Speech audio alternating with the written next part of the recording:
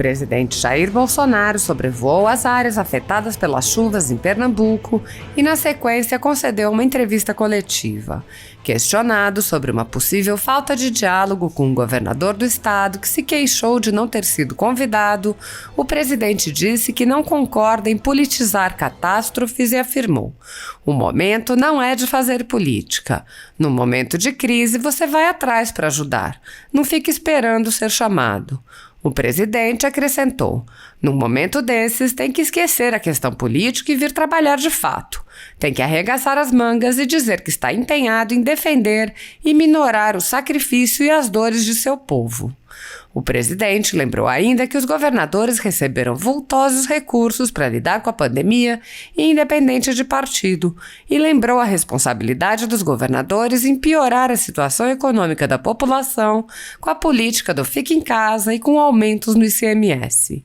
O presidente comparou a atuação do governo federal, que buscou ajudar a população a enfrentar a crise, com medidas voltadas à manutenção da renda e dos empregos. A ditadura da toga segue firme. O Brasil tem hoje presos políticos e jornais, parlamentares e influenciadores censurados. A Folha Política tem toda a sua receita, gerada desde 1º de julho de 2021, confiscada por uma canetada do ministro Luiz Felipe Salomão, ex-corregedor do TSE, com o aplauso e o respaldo dos ministros Luiz Roberto Barroso e Alexandre de Moraes.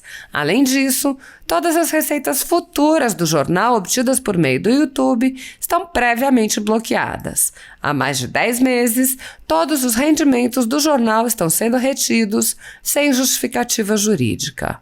Anteriormente, a Folha Política teve sua sede invadida e todos os seus equipamentos apreendidos a mando do ministro Alexandre de Moraes.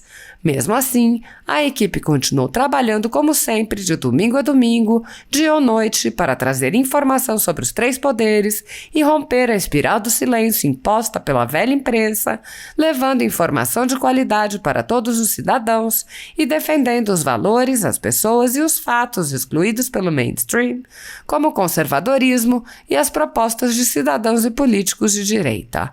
Se você apoia o trabalho da Folha Política e pode ajudar a evitar que o jornal seja fechado pela ausência de recursos para manter sua estrutura, cumprir seus compromissos financeiros e pagar seus colaboradores, doe por meio do Pix, cujo QR Code está visível na tela, ou por meio do código ajude@folhapolitica.org. Caso não utilize Pix, há a opção de transferência bancária para a conta da empresa Raposo Fernandes, disponível na descrição deste vídeo e no comentário fixado no topo. A Folha Política atua quebrando barreiras do monopólio da informação há 10 anos e, com sua ajuda, poderá se manter firme e continuar a exercer o seu trabalho. Pix ajude@folhapolitica.org. Assista. Necessitado nesse momento. Então, pernambucanos, nordestinos, saibam que as Forças Armadas estarão sempre ao lado do povo brasileiro, principalmente nesses momentos difíceis pelos quais passamos aqui nesse momento. Eu acho que a maioria aqui já citou ações que estão sendo realizadas aqui nesse momento, e como ministro eu fico orgulhoso em ver nossas Forças Armadas liderando, estando à frente nesse tipo de operação. Muito obrigado, presidente. Daremos início às perguntas, lembrando que será permitida apenas uma pergunta por profissional. Pedimos por gentileza que os jornalistas se atenham ao tema. Convidamos então o senhor Fernando Castro, do Brasil Sem Medo. Bom dia, senhor presidente, senhores ministros, sejam bem-vindos a Pernambuco. Pergunta ao senhor presidente Jair Bolsonaro. Alguma combinação, alguma articulação junto ao ministro Paulo Guedes para prestar um socorro financeiro, especialmente às famílias que perderam pais, chefes de famílias? Alguma combinação, alguma determinação nesse sentido, senhor presidente? Ele acabou de chegar da Europa, mas quem faz esse contato no caso é o MDF. Ele se dirige ao Ministério da Economia, solicitando recurso, e ele que designa, então, esse recurso para estados e municípios.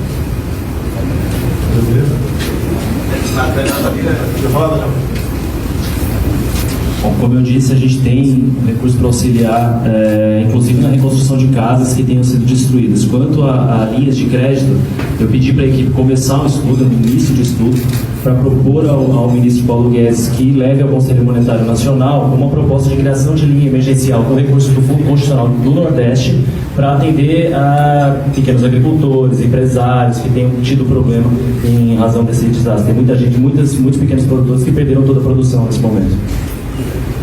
Convidamos agora a Camila, da TV Globo. Eu queria o detalhamento da ajuda que está sendo liberada, se vai especificamente para as pessoas diretamente atingidas nas áreas e como vai ser feito isso, já que muitas delas nesse momento estão sem documentos, inclusive com dificuldade para as providências imediatas, e saber também se a ajuda ela chega para outras pessoas das cidades atingidas, já que pessoas que não moram exatamente onde houve os desastres também foram de alguma forma prejudicadas. Repetindo, o repasse dos recursos é para os entes públicos, então a gente repassa ou para o governo do estado ou para os municípios conforme solicitação, com base nos decretos de emergência e reconhecimentos federais que vão ser publicados hoje. São recursos para fazer essa primeira ação de resposta, que contempla assistência humanitária e restabelecimento de serviços essenciais, e depois para a reconstrução das infraestruturas destruídas pelo desastre. São créditos extraordinários, então eles se atêm às pessoas efetivamente atingidas pelo desastre. Elizabeth, Diário de Pernambuco. Bom dia a todos. Na fala de muito de vocês, se fala da importância do alinhamento entre o governo federal e o governo estadual. Ontem a gente viu que o governador Paulo Câmara falou que não foi convidado, não sabia da vinda da comitiva aqui para Pernambuco, e frente a isso eu queria saber como é que está o diálogo, do governo federal com o governo do estado para tentar sanar os problemas com as fortes chuvas nos últimos dias. Em todos os momentos, o governador nos procurar ou o prefeito nós atendemos. Eu acho que faltou uma iniciativa da parte dele também. Aqui ninguém está proibido de comparecer nesse local, nesse momento. Foi amplamente divulgado pela mídia, vocês, parabéns a dar nossa presença aqui. E isso tudo aconteceu no sábado e domingo. Se o governador estava fazendo outra coisa, eu não sei. E talvez ache melhor estar presente aqui. Então a gente não vai politizar essa questão. Vocês bem sabem, nós, por exemplo, durante a pandemia, não deixamos de mandar vultosos recursos para estados e municípios. O estado foi um dos contemplados. Não existe nenhum município que tenha atrasado a folha de pagamento ou o 13º ao longo desses anos todos. Então o momento não é de fazer política. Ele tem o candidato dele, o respeito, quem vai decidir é a população. Agora, no momento de crise, você vai atrás para ajudar. Não fica esperando ser chamado dentro de casa. Então, igual as Forças Armadas aqui. Antes de eu falar com o ministro da Defesa e ele de falar com o comandante aqui militar do Nordeste, o comandante do Nordeste já tinha tomado a providência, já começou a convocar seu pessoal, a fazer seu aprestamento e partir para ajudar a população. Não esperar nenhum chamado de cima. Então, o governador, no momento de crise, tem que esquecer essa questão política, arregaçar as mangas e vir trabalhar de fato para o seu povo. E não fazer política em cima da desgraça de alguns, como infelizmente aconteceu, que perderam parentes. E eles não querem saber de quem vai votar esse ano, para cá, seja qual cargo for. Vir atrás, arregaçar as mangas e dizer que está realmente empenhado em defender e minorar o sacrifício e as dores do seu povo. Diego Barros, CNN. Bom dia a todos. O presidente foi citado agora há pouco a questão de liberação de verba para outros estados também que vêm sofrendo, que já sofreram por causa da chuva, como o estado do Rio de Janeiro, além de Pernambuco, que veio recente essa situação mais caótica que a gente tem vivenciado ao longo dos dias. Essa liberação ela vem quando? Porque existe, o senhor já fez a questão do governo estadual, que tem que fazer a sua parte, o governo federal também tem ciência do que ocorre no país, na Bahia, como houve também aquela tragédia no litoral sul. Então, qual é o planejamento, quando a portaria vai ser divulgada de fato, para que essa verba possa chegar aos governantes, para que a população que é a mais prejudicada possa ter aí a solução ou amenizar o problema? Essa iniciativa começa com o respectivo prefeito. decretando calamidade total ou parcial em seu município. Isso segue para o MDR, o Ministério do Desenvolvimento Regional. Ele reconhece e publica. Publicou em pouco, 48 horas, é isso mesmo, Pedro? No mesmo dia, ele libera os recursos. Então, o prefeito João Botton teve a iniciativa, pediu ontem, já está na conta dos seus municípios. Deixa eu só reforçar. Só para reforçar matematicamente, é porque eu estive com o presidente em Angra, a gente esteve junto em Petrópolis, a gente esteve junto no Acre, 107, repetir, até porque acho que reforço, 107 municípios hoje tem todos esses pontos: liberação do FGTS, pausa de crédito na Caixa Econômica Federal, carência de 6 meses. A Caixa Econômica Federal, neste governo, não olha partido político. 107 municípios. Uma sugestão é realizar a análise desses 107 municípios. Todos os municípios têm exatamente o mesmo tratamento. E até reforçando o que o presidente falou, pelo celular, pelo Caixa Tem, o maior programa de transferência de renda já feito no Brasil. Ou seja, só para finalizar, não há nenhuma questão política. A prefeitura decretou o estado de calamidade, de emergência, o MDR falou para a Caixa Econômica Federal imediatamente: liberação do FGTS, pausa de crédito, postergação. Tudo isso é feito para 100% dos municípios, para 100% das pessoas que pedirem. Inclusive, para finalizar, 107 municípios já tem. Por isso que eu conversei com o presidente. Não há nenhuma diferença aqui. O que precisa é chegar à Caixa Econômica Federal, por exemplo, a comunicação. O que nós queremos, a nossa missão é ajudar. Assim como eu dei a palavra aqui ao prefeito João Botton, dei para o deputado federal, caso o governador estivesse presente, ele poderia, com muito mais propriedade, expor a situação e fazer alguma solicitação para nós. Resolveu ficar em casa. Tá? A pandemia já acabou. Resolveu ficar em casa. Então, a gente lamenta a situação. Mas mesmo assim, se o governador ligar para mim, eu atendo, como sempre atendi a todos os governadores que ligaram para a minha pessoa em Brasília. Radley Santos, Rádio Clube. Bom dia a todos, Radley Santos, Rádio Clube. Presidente e presidente da Caixa, essa tragédia sucede uma recente no Recife, de um incêndio que queimou dezenas de palafitas, deixando pessoas desabrigadas aqui bem no centro do Recife também. E alguns conjuntos habitacionais permanecem precisando de pouca coisa para finalização, pelo que quando a gente passa próximo percebe que eles estão bem adiantados. Mas essa dificuldade da finalização, quando perguntamos aqui aos poderes públicos locais, a resposta é sempre que há um impasse entre a finalização por conta de valores da Caixa, alguma coisa a ser repassada do governo federal.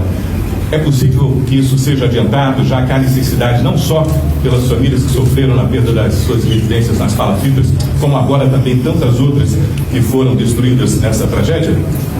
Um ponto importante: quando nós entramos, 80 mil apartamentos, casas, estavam parados. Neste governo, não houve o que acontecia antes, que se começava as obras e não se terminava, inclusive na habitação popular. Eu visitei pelo Brasil inteiro, tinham obras que estavam na 6ª construtora, acredite ou não, 6ª construtora. Inclusive aqui, nós resolvemos um problema da década de 1980 e assumimos um problema que não era da Caixa de mais de 300 milhões de reais. Então eu vou entender esse ponto. Eu falei com a Defesa Civil, questão de incêndio não se enquadra nesse ponto, mas depois até você me passa o nome, porque no governo do presidente Bolsonaro nós resolvemos problemas que os outros deixaram. Porque vou reforçar, neste governo nenhuma obra que foi começada, no caso do Casa Verde e Amarela, teve problema. Tá? E o último ponto é: hoje a Caixa Econômica Federal tem 99,9% da habitação popular do Casa Verde e Amarelo. Quando a gente assumiu, eram uns 80%. Então, depois você me fala, por favor, que de novo a gente ouve, e eu já vou ver esse problema, que porque se for qualquer coisa da Caixa Econômica Federal, nós vamos acelerar o máximo possível. Mas, de novo, essa obra deve ter começado há uns 10 anos, porque era mais ou menos 10 anos. Então, era bom perguntar de 10 anos atrás e por que deve estar na quarta, quinta, sexta, sétima construtora. Esta era a realidade quando nós entramos no banco, porque não tem nada a ver mais com isso. Só queria reiterar aqui, em relação à entrega das casas, só em Jaboatão, esse ano aqui, em Jaboatão, no governo Bolsonaro, foi entregue 2.224 casas. Em Recife, acompanhei essa situação, o caso realmente não foi esse, e o governo federal, como o nosso presidente disse, está aberto para receber o governo estadual e a prefeitura do Recife para que a gente possa ajudar. Mas quem não é procurado jamais vai entender o que está acontecendo. Muito obrigado. Tão importante quanto uma casa é o título de propriedade. O meu governo já entregou, em 3 anos e pouco, mais títulos de propriedade que Temer, Dilma, Lula e FHC juntos. Entregamos mais de 340 mil títulos provisórios ou definitivos para o homem do campo. Nós pacificamos a questão do MST. Não se ouve mais falar em invasões, a não ser pontuais por aí, que são rapidamente resolvidas. Então a questão da habitação para o homem da cidade e a titulação do homem do campo também é uma realidade. Então o governo que faz, em grande parte, não tem o apoio de grande parte da grande mídia, mas nós fazemos a nossa parte. Você pode ver, até a questão do auxílio emergencial. Quando, de forma não planejada, não pensada, se mandou, se determinou que todos ficassem em casa, nós levantamos de imediato, com a equipe econômica, 38 milhões de invisíveis ou informais. Essas pessoas dentro de casa, em 2, 3 dias, com toda certeza, com fome, iria para a rua. E nós não sabemos o que poderia acontecer com o nosso país. Em 20 dias aproximadamente, levantamos o cadastro, passamos a pagar o auxílio emergencial para 68 milhões de pessoas. É uma coisa fantástica. Só um governo que escolhe pelo critério técnico, não apenas seus ministros, mas também seus presidentes estatais e bancos oficiais, pode fazer isso. Nunca tiveram aqui um governo com esse nível de pessoas ao seu lado, onde todos se conhecem, conversam e se ajudam mutuamente. É a maneira que nós temos de atender a nossa população. Nós aqui não estamos discutindo, nosso governo, supérfluos, como discutia no passado, ou coisas contrárias ao interesse da família brasileira. Então, o governo que faz, que trabalha e mostra. Estamos há 3 anos e meio sem corrupção. Se aparecer alguma coisa, a gente ajuda na apuração dos fatos e entregar, obviamente, ao MP e à Justiça para que tome as respectivas providências. Então, nós fazemos e somos, na verdade, pessoal da PRF, o primeiro governo que tem teto de gasto. Eu não posso dar um aumento para a PRF, para a PF, para a Receita, para quem quer que seja, sem existir uma dotação orçamentária para tal. Sabemos as dificuldades que o povo vem atravessando. Com inflação alta, sim, especial nos alimentos e na energia, como, por exemplo, combustíveis. Mas é um fato que atinge ao mundo todo. No Brasil, está um pouco abaixo o preço desses commodities, dessa energia. Mas digo mais, poderia ser diminuído o preço, por exemplo, do diesel. Eu zerei há 3 meses o imposto federal do diesel. Eu zerei o imposto do gás de cozinha desde o início do ano passado. Fiz a minha parte. Agora é injusto o que acontece na questão dos combustíveis, um valor altíssimo de ICMS cobrado por governadores, que mesmo depois da gente aprovar medidas para diminuir o valor do combustível em Brasília, governadores ameaçam entrar na justiça, alguns já entraram, para restabelecer a sua receita. Nós temos que ver que a receita da população, aí incluído o pessoal seletista, o informal ou o servidor público, está bastante abalada. O mundo todo está sofrendo com isso. E nós estamos cada vez mais, de forma legal, sem interferir, buscando diminuir o preço do combustível. Como é um absurdo se cobrar mais de 40% de ICMS na conta de energia elétrica. Como é um absurdo, no meu estado, Rio de Janeiro, por litro de gasolina, se pagar R$ 2,30 de ICMS. E deixo claro, o ICMS da gasolina, por exemplo, cobrado pelo governo federal é exatamente o mesmo. Desde janeiro, quando eu assumi, não aumentei o imposto e nem criei nenhum imposto. O momento é de nós ajudarmos a população, não é fazer caixa, como a própria mídia vem divulgando.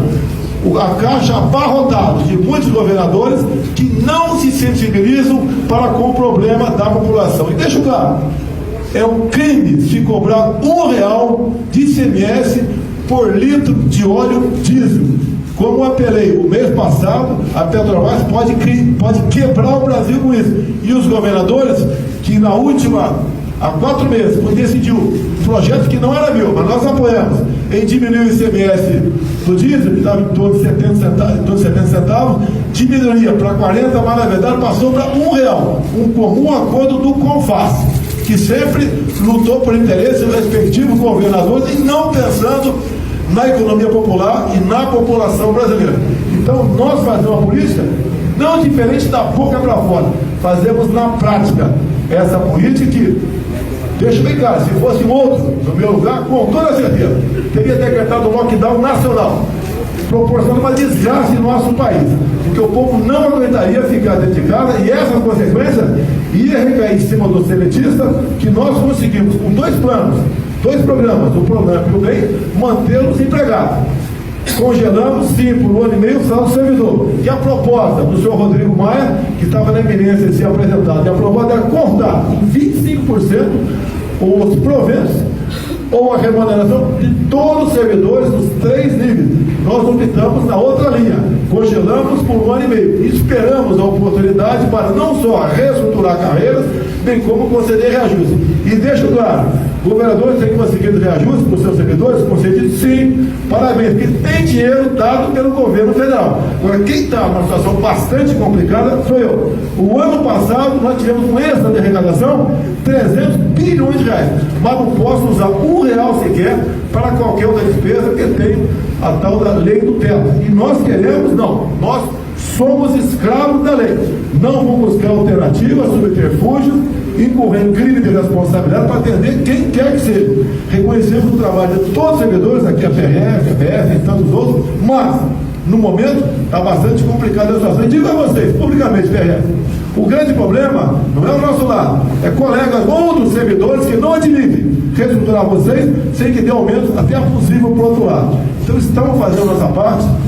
O Brasil está vivendo numa harmonia, apesar dos sérios problemas que nós temos, como esse localizado, que a gente pede a Deus que rapidamente volte à normalidade, para que o Brasil também volte ao que ele era antes da pandemia.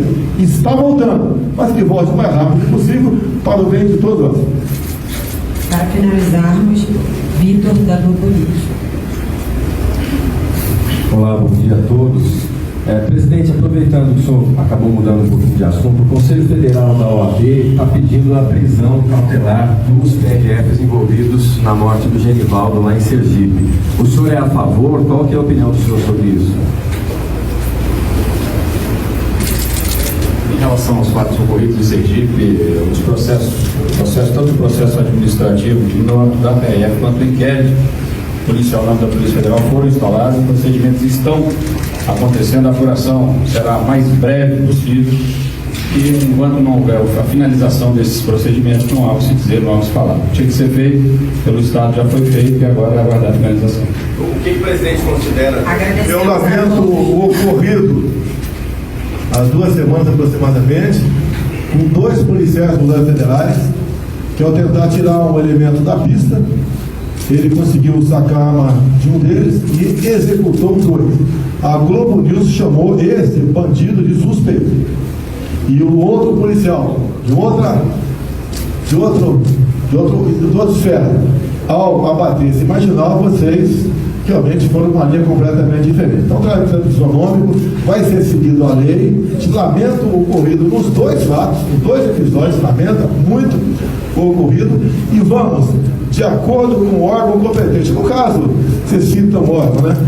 Mas é o Ministério Público, é a Polícia Federal que que já teria afastado os 5 servidores da PRF, não podemos generalizar tudo o que acontece em nosso Brasil. A PRF faz um trabalho excepcional para todos nós. Em momentos difíceis, vamos fazer uma pista, geralmente são os primeiros a chegar e proporcionar o conforto. Vamos respeitar a dor de todo mundo, a dor desse momento que o povo de Pernambuco, de Recife, sofre, e volta tudo à normalidade rapidamente. A justiça vai decidir esse caso e com toda certeza será feita justiça, né? Todos nós queremos isso aí, sem exageros e sem pressão por parte da mídia, que sempre tem um lado. O lado da bandidagem, como lamentavelmente grande parte de vocês se comportam, sempre toma as dores de outro lado. Lamentamos o ocorrido e vamos com seriedade fazer o devido processo legal para não cometermos injustiça e fazermos de fato justiça. Agradecemos a participação de todos. Está encerrada a coletiva.